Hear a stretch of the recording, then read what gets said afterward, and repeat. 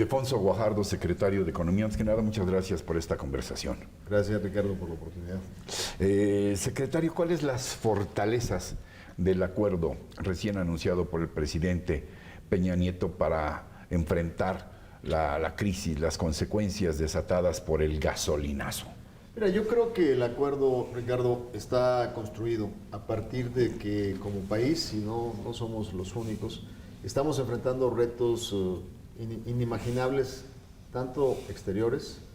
El cambio en la administración de Estados Unidos está mandando mensajes de mucha instabilidad en el mundo, así como los temas internos sobre, pues por primera vez reconocer que subsidiar las gasolinas es realmente regresivo al favorecer a los que más tienen contra los que menos tienen. Y en ese sentido, ambos retos nos llevaron a tener un diálogo muy intenso con el sector productivo, tanto trabajadores como empresarios, para establecer un acuerdo de fortalecimiento de la economía y sobre todo de protección de la economía familiar. Y en ese contexto, apoyados en un diálogo que hemos construido desde el 1 de diciembre del 2012, nos reunimos la semana pasada con los empresarios, que es el tema que a mí me corresponde como secretario del Trabajo, con los sindicatos y los empleados, y construimos una serie de acciones con responsabilidades compartidas. Le llamamos acuerdo porque es un acuerdo para preservar las fortalezas de la economía mexicana. Este no es un pacto, este es un acuerdo para poder respaldarnos en las fortalezas de nuestra economía y hacer las acciones que nos corresponde a cada uno para proteger a la economía familiar. Claramente te doy ejemplos en el caso de la protección de la economía familiar. Claramente establece ahí el acuerdo, obviamente, de la clase empresarial, de coadyuvar para evitar que haya un impacto injustificado de precios a partir de algo que será un impacto mínimo, que es el incremento en costo de diésel en transporte, que cuando tú evalúas, por ejemplo, si se va a repercutir hasta el final en tortillas, por el diésel no debe haber un aumento más allá de un 0,5% en el kilogramo de tortilla, ni siquiera el 1% en el kilogramo de tortilla.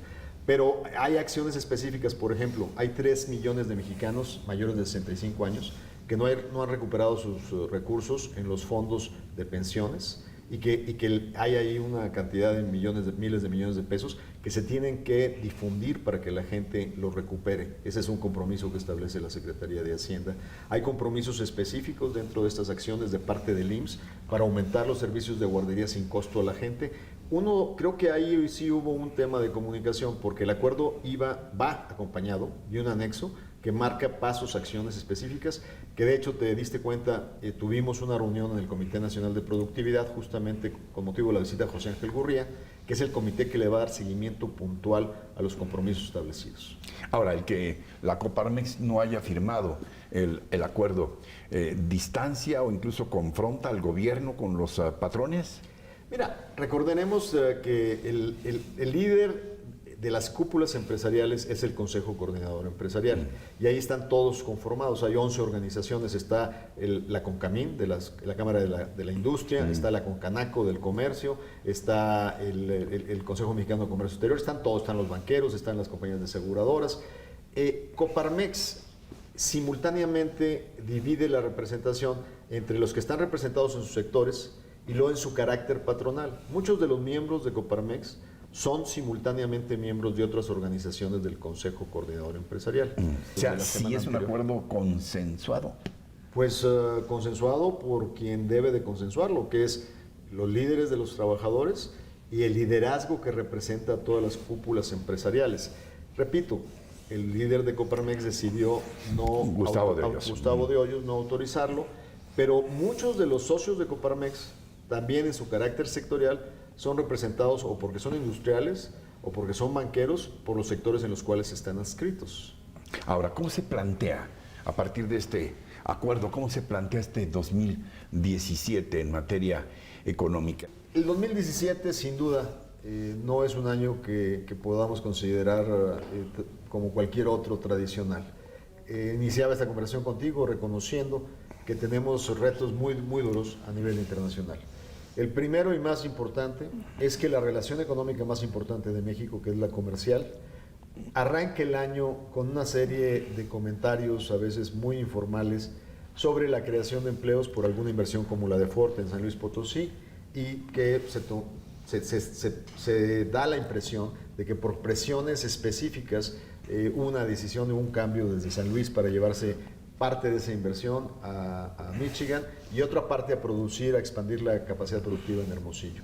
Pero eso manda señales muy encontradas y manda temores sobre la recepción de inversión extranjera, al menos la que viene de Estados Unidos. Hoy, de los 127 mil millones de dólares que llevamos en este sexenio de inversión extranjera productiva, el 37% de esa inversión viene de Estados Unidos. La otra viene de Europa y viene de Asia. Casi 40 mil millones por ahí, 40 y tantos. Tiene razón, o sea, casi 40 mil millones vienen de Estados Unidos.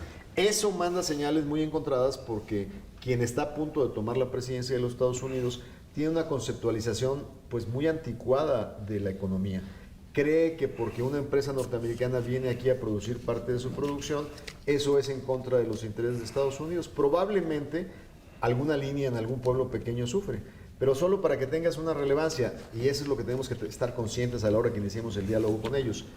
En un día, la economía norteamericana pierde 75 mil empleos. O sea, 75 mil norteamericanos en un día perdieron su empleo. Y la gente, ¿qué es una crisis? No, es cómo funciona el mercado de trabajo de un mercado que es tan grande. Pero de esos 75 mil, unos reencontrarán mejores trabajos, otros quedarán en el desempleo. Imagínate lo que significa andar presionando plantas de 700 empleados frente a una economía que mueve diariamente 75 mil empleados. Entonces, las bases del repensar la relación de América del Norte, que es lo que está poniendo nerviosos a los mercados, pues tienen que ser sobre unas bases más realistas.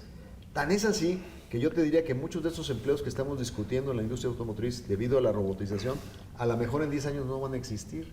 Lo que deberíamos de estar haciendo es cómo repensamos el reto de lo que estamos enfrentando en la robotización y la digitalización de la manufactura. Pero a ver, para llamar a las cosas por su nombre, el inevitable próximo presidente de los Estados Unidos, Donald Trump, nos ha declarado la guerra, secretario. Para empezar, amenaza con el desmantelamiento. Es posible pensar en el desmantelamiento de la industria automotriz.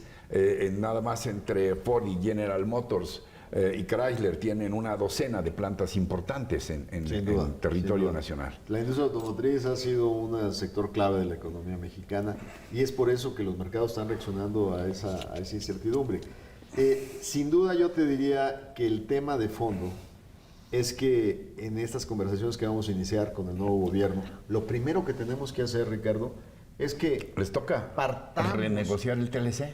Sin duda, pero una renegociación tiene que ser sobre bases muy claras. La primera, tú has negociado cosas en tu vida. Tú no te puedes sentar a negociar sin que tu contraparte valore en justicia los resultados del acuerdo que ya tenías. Porque si tu contraparte dice, no, es que lo que tenemos solo te ha beneficiado, pues partiste de un mal principio. Bueno, pues esto es lo que ha dicho el señor Trump, acaba de decirlo.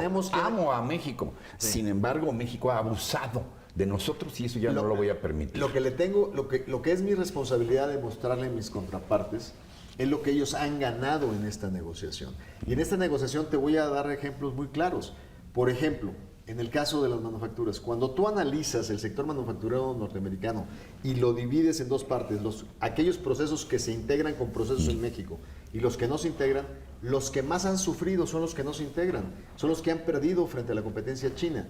Aquellos donde se asocian con nosotros, los hacemos más competitivos y ayudamos a preservar empleos en la economía norteamericana. Y al fin del día, cuando tú analizas, el problema de Estados Unidos es que tiene un déficit con China de 365 mil millones de dólares. ¿Qué significa esto? Significa que comparado con el de México, nosotros tenemos solo el 20% del déficit que ellos tienen con China. Su verdadero problema de competitividad es frente a Asia. Y nosotros compramos más bienes y servicios de los norteamericanos de los que compra China. Somos un mejor cliente para los productos hechos en Estados Unidos. O sea, de nuevo, y resumiendo, mi primer reto contra mis contrapartes que van a estar nominados y que se irán a audiencias al Senado norteamericano esta semana, es decirles, a ver, partamos del principio que aquí hemos ganado todos y construyamos sobre el principio de que sí tenemos que modernizar el Acuerdo de Libre Comercio de América del Norte, que fue lo que pretendimos hacer vía el famoso TPP, que ya lo descartó el nuevo presidente de los Estados Unidos. Pero a partir de que reconozcamos lo que tenemos y tratemos de modernizar lo que tenemos, entonces vayamos en un principio de construir valor, no de destruir valor. Se va a discutir con, Mi contraparte, digamos, que con cortesía, pero al mismo tiempo con fortaleza, con dignidad, la renegociación del Tratado de Libre Comercio. Tienes que hacerlo, Ricardo, porque es la única manera de poder preservar lo que este tipo de integraciones han hecho en el mundo. A propósito de China, México está explorando ya la diversificación de sus mercados a nivel internacional, con China, por ejemplo. Bueno, te diría que China es nuestro segundo socio comercial. Y de hecho tenemos también un tema importante con China. Nosotros tenemos un déficit comercial con China grandísimo, pues casi del mismo tamaño que el que lo tenemos con Estados Unidos. ¿Qué quiere decir? Que les compramos más de lo que les vendemos. Claro, o sea, nosotros les compramos como 60,000 millones de dólares y apenas les vendemos 8,000 millones de dólares. Pero te voy a explicar, no creas que todo lo que les compramos son bienes finales, no creas que son zapatos baratos o camisas, no. Les compramos muchos insumos intermedios en industrias que no están muy integradas en nuestra región.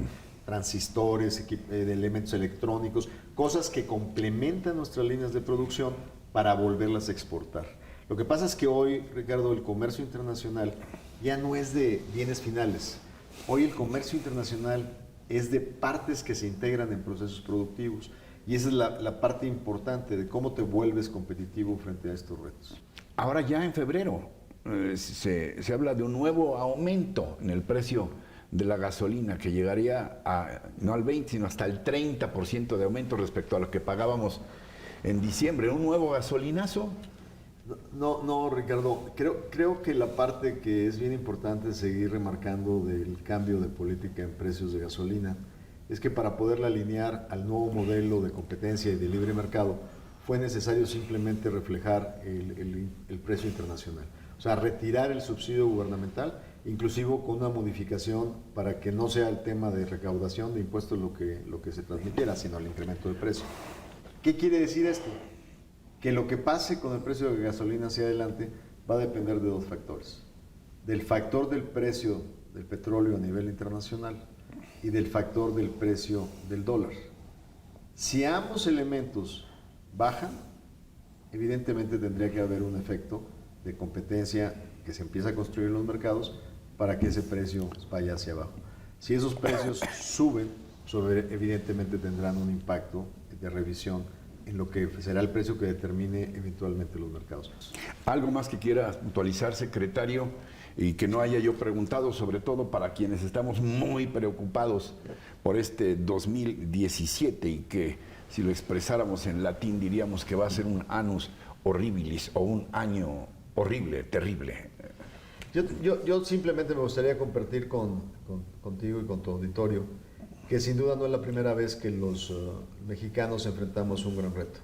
Lo hemos enfrentado a través de nuestra historia y que siempre el factor fundamental para salir adelante es un factor de unidad, con liderazgos claros y responsables en todos los sectores y con lo que tenemos cada quien que hacer para contribuir a que esto para que salgamos adelante y buscar soluciones. Ildefonso Guajardo, secretario de Economía, gracias. Este espacio se queda abierto.